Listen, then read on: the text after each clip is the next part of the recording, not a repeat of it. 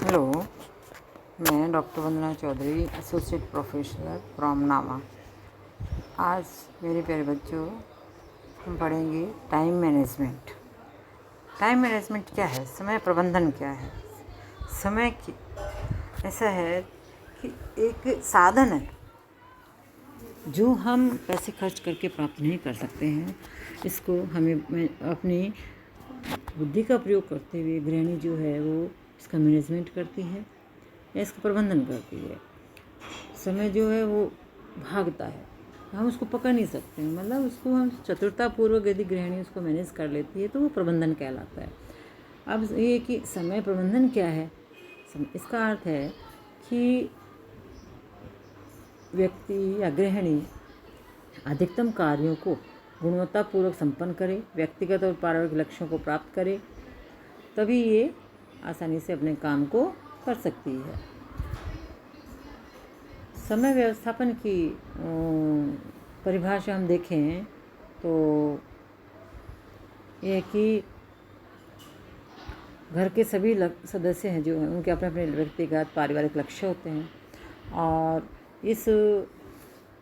इन लक्ष्यों को प्राप्त करने के लिए मैनेजमेंट करना पड़ता है।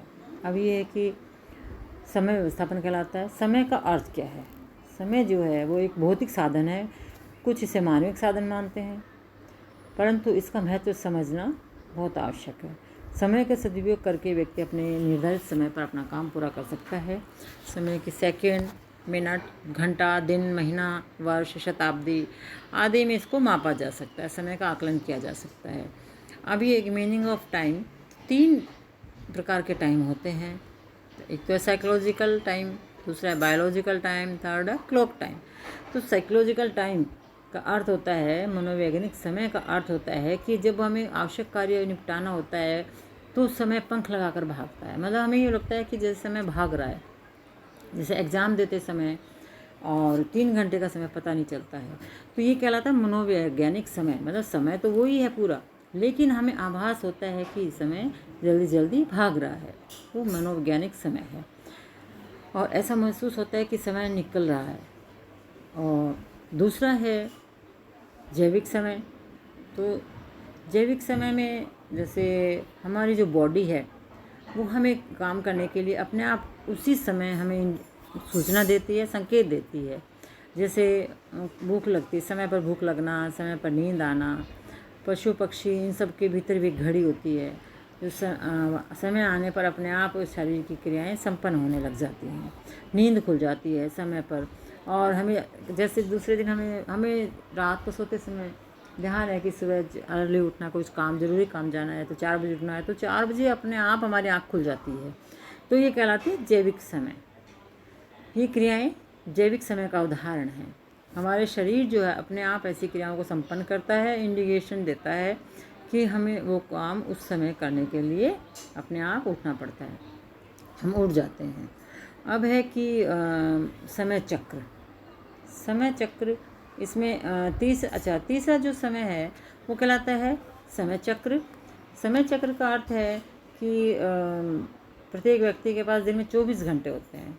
उन 24 घंटों में निर्धारित समय में ही उसे अपना काम निपटाने होते हैं, जैसे विश्राम, मनोरंजन का समय, टहलने का, घूमने का, फिरने का, खेलने कूदने का, सर्दी गर्मी यदि है तो उसके अनुसार प्रबंधन। ये सारा समय जो है वो जैविक समय चक्र कहलाता है, उसी के अनुसार हम अपना काम ख़त्म करते हैं। फिर है कि काम भी बहुत प्रकार के होते हैं। कुछ काम हम पूरे साल में एक बार करते हैं, कुछ काम हम सप्ताह में एक बार करते हैं, तो उनको अलग अलग कैटेगरी में बांट दिया है। जैसे डेली हमें जो काम करने होते हैं उनको हम दैनिक कार्य कहते हैं, जैसे कमरों की सफाई करना, बिस्तर झाड़ना, समेटना, बिछाना और बर्तनों की सफाई करना, खाना पकाना, भोजन परोसना, वस्त्रों की धुलाई, बच्चों की देखभाल, बड़े बूढ़ों की देखभाल, पशुओं की देखभाल और बच्चों को तैयार करना, टिफ़िन तैयार करना। ये सब क्या है? ये डेली जो रूटीन वाले काम हैं जिनको डेली करना पड़ता है, दैनिक कार्य।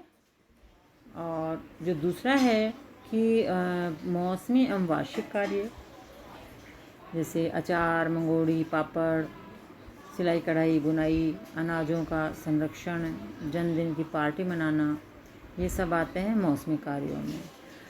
फिर पारिवारिक कार्य, भोजन की व्यवस्था करना आवास व्यवस्था कहलाता है। व्यक्तिगत काम में लेखन कार्य, चित्रकारी प्रतियोगिता की तैयारी करना।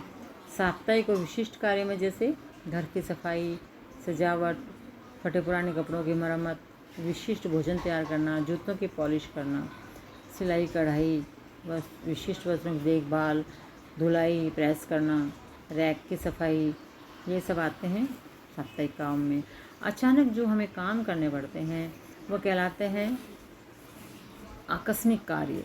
बीमार पड़ने पर डॉक्टर को दिखाना, रोगी की सेवा करना, अचानक बुखार आना तो फिर उसकी डॉक्टर के पास लेके जाना, या गेस्ट आने पर अवगत करना, ये आता है आकस्मिक कार्यों में।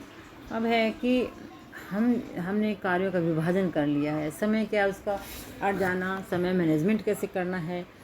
इसके अलावा हमें निम्न बातों का ध्यान रखना होगा कि जब भी योजना बनाती है गृहिणी तो घर के सभी सदस्यों की इसमें राय ली जाती है, उनकी आवश्यकताओं, उनके लक्ष्यों और उनकी योग्यताओं को ध्यान में रखा जाता है। दूसरा है कि विभिन्न कार्यों को करने में कितना समय लगेगा इसका भी ज्ञान होना चाहिए। समय का विभाजन करते समय परिवार के सदस्यों की आवश्यकताओं का ध्यान रखना होगा। समय शक्ति बचत उपकरणों का भी ध्यान रखना होगा और उनको सही भी रखना है। यदि ख़राब है तो ठीक करवा कर रखना ताकि समय वेस्ट ना हो, टाइम वेस्ट नहीं होना चाहिए। कार्य विभाजन करते समय भी घर के सदस्यों की योग्यता के अनुसार उनको काम बांटना, सभी सदस्यों को काम देना चाहिए और उचित विधि का इसके लिए हमें ज्ञान भी होना चाहिए कि कौन सा काम कितने जिस तरीके से हम कर सकते हैं उसका भी हमें ज्ञान हो। एक समय में केवल एक कार्य ना करके 2-3 काम एक साथ निपटाना, इससे भी समय की बचत होती है। जैसे सब्जी पकाते समय आटा लगाना, आटा गूँथ लेना, बर्तनों की सफाई करना, सलाद तैयार करना, चटनी बनाना, ये काम ऐसे हैं। कपड़े धोने के लिए भिगोना, घर का काम साफ, घर की सफाई करना और साफ के कपड़े प्रेस करना, ये सब हैं ऐसे काम हैं जिनको एक साथ 2-3 काम को हम कर सकते हैं। भारी काम करने के बाद हमेशा हल्का काम करना चाहिए। भारी काम करने के बाद एक रेस्ट भी लेना चाहिए। विश्राम मनोरंजन के लिए गृहिणी को समय निकालना चाहिए। अलग अलग काम को संपन्न करने के लिए हमारे पास ऑल्टरनेट्स भी होना चाहिए। यदि कोई काम ऐसा है जो हम उस तरीके जो हमेशा करते हैं उससे विधि से हम नहीं कर पा रहे हैं, परेशानी आ रही है, तो उसका विकल्प भी होना चाहिए। जैसे मान लो खाना पकाना है तो आज हम जो सब्ज़ी बनाना चाहते थे वो सब्ज़ी घर में लाई भी नहीं है, अचानक देखा तो वो उपलब्ध नहीं है, तो हमारे पास विकल्प होना चाहिए कि उसकी जगह हम दूसरी बना सकते हैं। तो तुरंत गृहिणी के दिमाग में वो चीज़ आनी चाहिए कि इसका ऑप्शन दूसरा विकल्प क्या हो सकता है, ऑल्टरनेट, वो दिमाग में रहना चाहिए, तभी ये काम